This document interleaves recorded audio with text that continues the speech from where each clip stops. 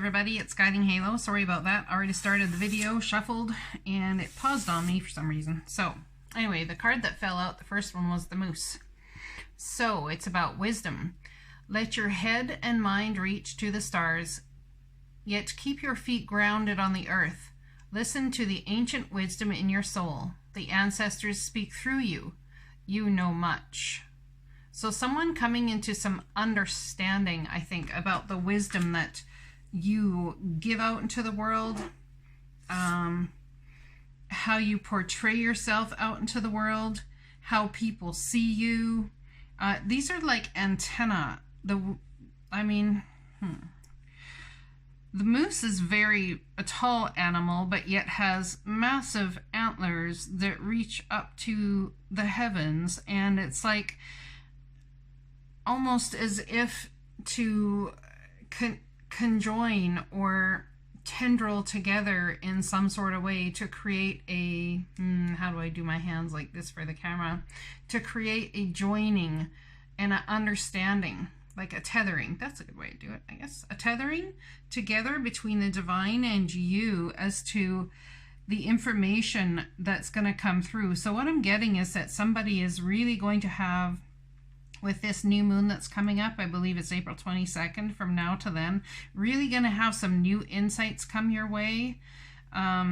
Almost like things you've known for a while, but just really a deeper or higher level, depending on how you want to look at it, in understanding towards it. I'm getting that someone here could be a biologist or work with plant life and how plants are built, possibly tethering different types of plants together scientifically to create new ones. That's interesting. Could also get somebody that's working with plant life from the ocean to try and create something new that's really going to help our planet flourish and grow. There could also be something biologically about moose, or even changing from beef to moose meat or something like that, that could really help someone's body if you're a meat eater still.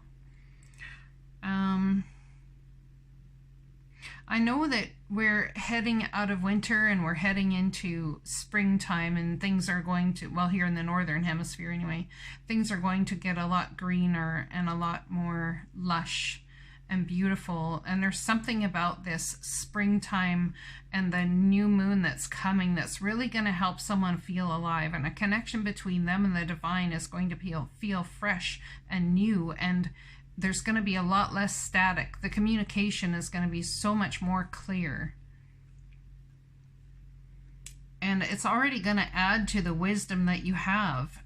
And you're going to, like, it's almost like perhaps you've had a lot of, I want to say the word bombardment, or you feel bombarded by the information the divine is bringing to you to a certain extent, and there's been no way to ground it in your soul, to create a knowing from the base of you upwards as to how to integrate, tendril that information together with your own self and how it applies to you today. That's a better way to put it. All right. Someone may have been to the mountains lately, recently, or through the mountains, or something about possibly climbing mountains. There's something about focus and vision. The divine really wants you to pay attention to the climbing of mountains. This could be metaphorical or actually physical here in the 3D when you are climbing. Also, somebody may be climbing to new heights through writing a book, writing their stories. Perhaps you're like doing, I'm getting that you're doing chapters, and the divine says that's great, but what if you made books that were like a small chapter and then made a series out of those chapters in each book? So a chapter is a book sort of deal. And if someone is doing books for children, that's very imperative. So And making sure that when you're writing, if you're writing old school, like with a pencil and you're not typing on the computer, to write with a pencil, not a pen, because ancestors and the elders and great wisdom can flow through elemental earth items as opposed to plastic, as opposed to ink. So a pen is made from wood, a pencil is made from wood and lead, so therefore easier to flow through, to channel information to you. Interesting. Okay. First card out. I believe I'm worthy of feeling good. So, a new understanding heading into interesting energies here about how we feel about ourselves. Perhaps we've not been feeling so great, even in the wisdom that's come our way. Perhaps some of the wisdom has been heavy, and perhaps it's not about finding the answers to fitting it all right now, to placing it all at the seat of our soul, to ingraining it all into the seat of our soul, this wisdom, as it is to remind us that we are vessels and here to create, here to bring about to the understanding of what the divine is giving us, yes, but to feel good in the fact that the divine is communicating through you and with you still, as of yet, even still. Let your head and mind reach for the stars, yet keep your feet grounded on the earth. Listen to ancient wisdom in your soul. The ancestors speak through you. You know much. So in knowing much, there is a wisdom that you have that is going to connect with what the divine is saying, and it's really going to help you cement things you have learned into the depths of your being. So you'll be able to move from a more centered, grounded place with the wisdom and the knowledge that you have.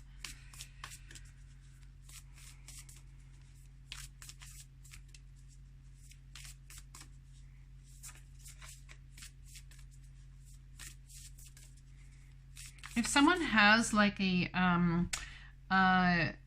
skin of an animal or a fur of an animal, a bear skin or that sort of thing, it's kind of almost shaggy looking. The divine would like you to curl up in it and actually get in touch with the animal, that type of animal that it is, and think about that animal, think about how they move, how they wander, how they this, and there's going to be some sort of communication about that that's really important. When I'm in a state of appreciation, I'm in vibrational alignment with my true love nature. So what are we appreciating? What are we appreciating today? What are we appreciating always? And how are we appreciating? So we can appreciate, oh, I really appreciate that gemstone. Or we can be like, this gemstone, and the fact that I'm holding it right now, the sparkle in it, the energy of it, makes me feel so calm, really, at peace. It's about going into a state of appreciation, but why it is you're appreciating what you're appreciating. Perhaps if you're like, oh yeah, I'm appreciating everything all the time and still nothing happens. Let's go a little deeper. So we pick up the gemstone and go, I appreciate this gemstone. Well, why? What is it you appreciate about it? It's a form of meditation. When you dig deeper into something and appreciate it from a really deep place, it helps get your mind off of everything else that's going on. That's imperative for somebody out there. All right. Let's pull one from the Shaman deck. I'll have to go get that book again. I ran, oh, look at that. Cards are just flying everywhere. The Sacrifice. All right, just one moment. Here as I get my book, The Sacrifice. Let's see what it has to say about the sacrifice. And I'm telling you guys, like, I am like having issues with finding things that are right in front of my face, man. It's like I look for something and I shouldn't look. Yet again, we have a 44 and the next one is 14, the next 42. So yeah, there's a lot of 4-4 number repeating in the Daily Hopes right now. The Sacrifice. Mystical Shaman Oracle Guidebook. Card number 44. Whoops.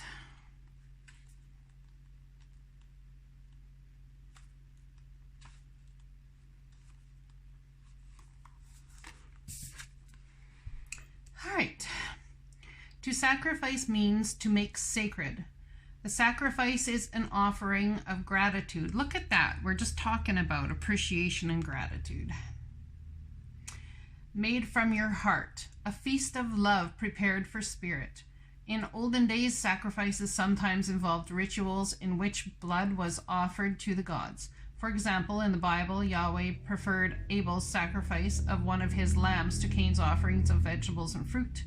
In Middle America, however, Quetzalcoatl, the Lord of the Dawn, came to teach the spirit preferred our songs and our prayers to the blood of humans or animals. The sacrifice asks that you offer to spirit that which is most precious to you. Your offering will be sanctified and returned tenfold. You will be elevated to the altar at which you have been praying and meet the divine at the table with the heavenly feast. You are a welcome guest in this banquet. Your heart is the only worthy offering you can bring. Life has been generous with you in so many ways, so it's time to be generous back. If money is your utmost thing that you value right now, perhaps it's on your heart to help somebody who doesn't have as much. Perhaps somebody is going to be getting money from the government or something, and you know someone who is not getting money from the government, and you could do without an extra, few dollars. You might want to take some of that money and give it to them. Because if your heart is attached to money, perhaps that's what you should do. If your greatest concern, whatever is your greatest concern, whether it's a roof over your head, money, food in your belly, whichever is of your most concern right now, time, effort, energy, can be anything. It's going to be different for everybody. That is what you should sacrifice. What you feel you have the least of, when you sacrifice it, you will have tenfold more. Okay? And it's not about losing something. It's about the gain. I believe I'm worthy of feeling good. Well, the best way to feel good is to trust in the divine that they've got you in whatever it is that you hold most valuable and most precious. Okay, I'm not talking about, sacrificing animals here now and blood of humans. I'm not talking about that sort of thing, so don't get all cray-cray on me. Alrighty. Okay. Now, let's pull a card from this one. This one is the Secret Language of Light, Transmissions for Your Soul. Okay? Secret Language of Light's Transmissions for Your Soul. What do you have to tell us right now? What do you have to tell us right now? What is the best way for us to move forward? Make something sacred, something that is sacred to you already. Give. Oh, look at that. We get the Joy card again. It's the same one that came out last time I used this deck. So there's definitely something that really has to do here with experiencing the joy that is you and being a joy bringer. What do you bring from the heart center in joy? Do you create moments of joy in doing this, in taking something that is really important to you and sacrificing it in some sort of way, some of it to give to another? It's to make it sacred. Some people's time is sacred. Some people's money is sacred. Some people's effort and just well-being is sacred. Some people's ability to go deeper into something and see past the surface is sacred. So what is sacred to you? What is it? I'm sorry, I'm just going to try and make this straight. What is sacred to you, and how can we move forward? It's going to bring you some sort of joy by having something sacred that you give away, that is to you, a portion of what you view as sacred. Let's read that. Joy, card number 27, which is a 9. So it's like wrapping something up for you. I love that card. It's so beautiful. It emits so much warmth. And that's exactly what's going to happen for you and to you when you make this something sacred. It's going to emit so much warmth for you.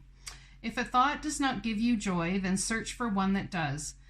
Thank that thought for showing you where you don't feel joyful, and then reach for a pleasant thought. You can empower yourself by choosing joyful thoughts. You will disempower yourself by choosing sad thoughts.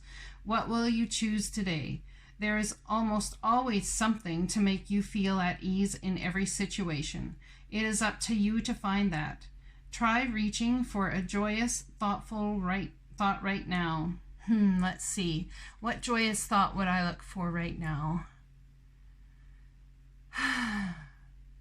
Right now I'm picturing being with all of my children, having a beautiful dinner, the noise, the chaos, going for a walk in spring with the beautiful lush grass and the birds chirping. Okay, I could go on here for hours with that. Okay, what will you choose today? There is almost always something to make you feel at ease in every situation. I'm getting told to tell somebody to pull up some nature sounds on YouTube with birds chirping or water running, whatever really sings to your soul, and put that on. It will really lift your mood. Look around your house and what gives you joy. Turn toward the joy in your life. If you can't find it outside, go within and create inner joy. It's not always the easiest thing to do. However, it is one of the most worthwhile things you can do for your physical and mental well-being. Open your heart to allow blissful inspiration to direct your actions, and you will give without expectation. Joy is your natural state of being. Now is the time to honor it. Look at that. So it's about getting into the your natural state of being, and there's some sort of wisdom that's going to come in here about when you have given everything you possibly think you could give that you don't need in your house. Dr. Wayne Dyer had said it many times that when you feel you've given it all, or you feel you've surrendered, surrender more. So what is it that you actually think you need? Give that away and then actually see if you need it. Isn't that interesting? It's almost like in the giving of everything you possibly can give, your time, your money, your effort, maybe clothing, maybe whichever, come along now and give something you actually think you needed, and watch how it makes your heart expand, and this joyful thing, it's like to make sacred this joy. Perhaps it's joy you need to give. Perhaps it's joy you need to find within so that you can give outward. I'm not sure, but there's something about making something sacred and giving it as an offering to the divine here. Yep, definitely is. Let's pull a Magical Times Empowerment card next. This reading is getting long. Hello? Goodness. Yes, I see it's getting long, but you know, I can be long-winded too. I'm allowed. Dance. There's your joy. Find the heart's rhythm. Step lightly and swing with the melody. Close your eyes and let joy lead the way. See? You can't make this shit up, guys. Like different decks, right? Different decks. There's going to be some sort of beauty that comes to somebody because of something that they've made sacred, that is sacred to them. And in giving, you have sacrificed something, and there is going to be a bountiful, beautiful thing that comes forward in the form of a blessing for you. Let's pull a postcard from Spirit. Oh, I got one upside down there, I see.